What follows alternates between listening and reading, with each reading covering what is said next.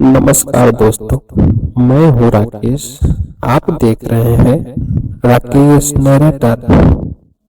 साल 1974 के दिन बुद्ध पूर्णिमा का था।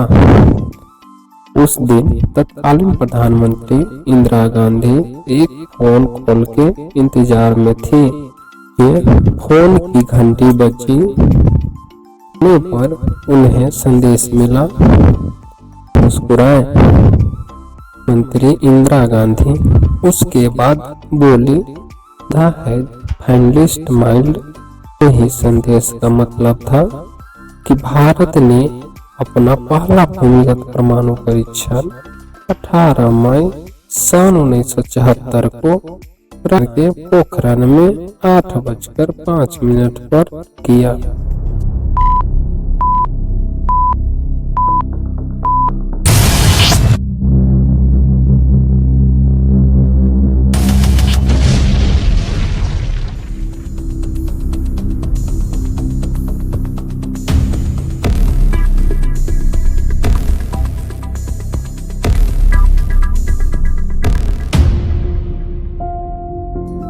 पोखरण एक प्राचीन विरासत का शहर है।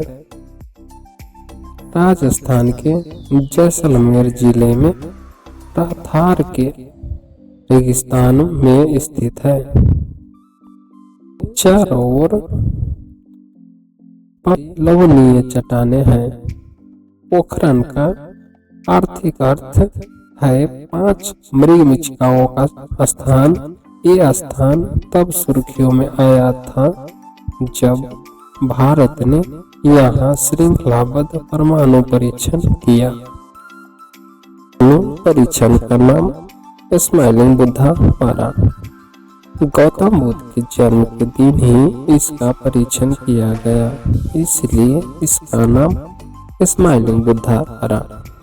यह परमाणु परीक्षण पूरी तरह से सफल नहीं रहा। इसके कुछ साल बाद 11 मई 1998 की तारीख जब 3:45 पर राजस्थान के पोखरण में एक जोरदार धमाका होता है।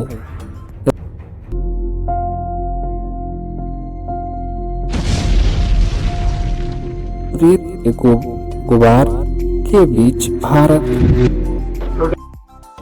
खुद को परमाणु संपन्न राष्ट्र घोषित कर न्यूक्लियर वेपन वाला दुनिया का छठा देश बन जाता है। के सफल होते ही गगनभेदी नारा भारत माता की जय से गुंजमान हो जाता है। भारत माता की जय से गुंजायमान हो जाता है।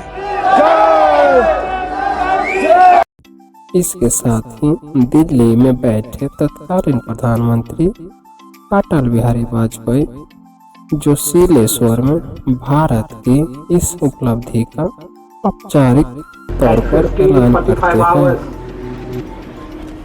India conducted 3 underground nuclear tests in the Pokhran range. I warmly congratulate the scientists and engineers who have carried out these successful tests. परमाणु संपन्न राष्ट्र बनने की नींव साल 1954 में रखी गई। भारत में डिपार्टमेंट ऑफ एटॉमिक एनर्जी का गठन हुआ। इसी के साथ भारत में परमाणु शक्ति बनने की दिशा में अपने कदम बढ़ाए और वैश्विक पटल पर तमाम विरोधी का सामना करते हुए अपने आदम साहस का परिचय दिया। देश में बदलते राजनीतिक समीकरण के बीच साल 1998 में अटल वाजपेयी के नेतृत्व में एनडीए सरकार का गठन हुआ, जिसने सरकार बनने के महज 2 महीने बाद ही परमाणु परीक्षण कर दुनिया को अपने शक्ति का परिचय दिया। इस कदम के साथ ही भारत दुनिया भर में धाक जम गई थी। भारत द्वारा किए गए परमाणु परीक्षण की सफलता ने विश्व समुदाय की नींद उड़ा दी थी।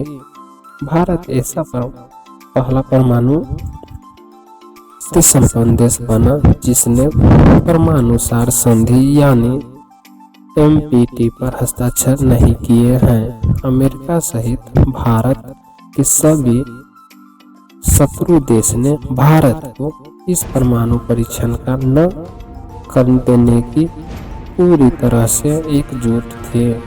अमेरिका के खुफिया एजेंसी CIA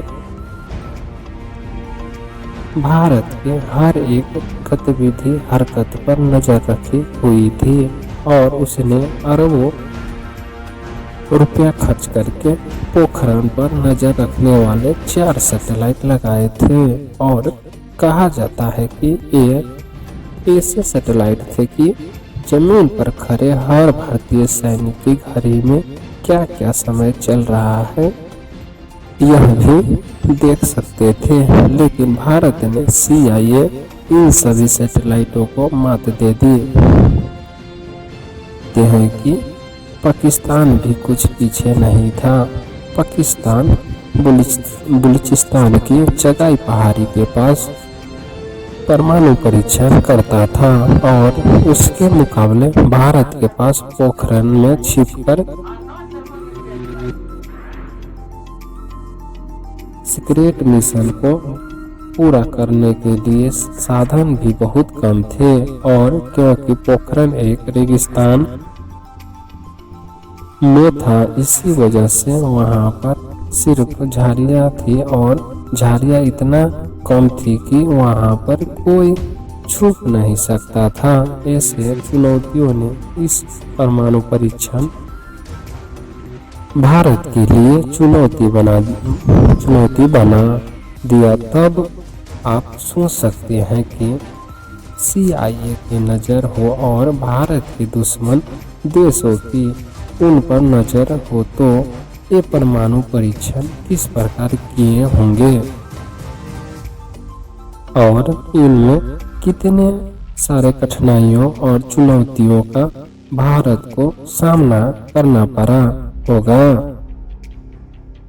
और इस जगह को चुनने का मकसद यही था क्योंकि यहाँ से मानव बस्ती बहुत ही दूर थी और परमाणु परीक्षण के लिए यह जगह जो बहुत खुली हो, वैज्ञानिक ने इस मिशन को पूरा करने के लिए रेगिस्तान में बालू के बड़े बड़े कुएं खोदे।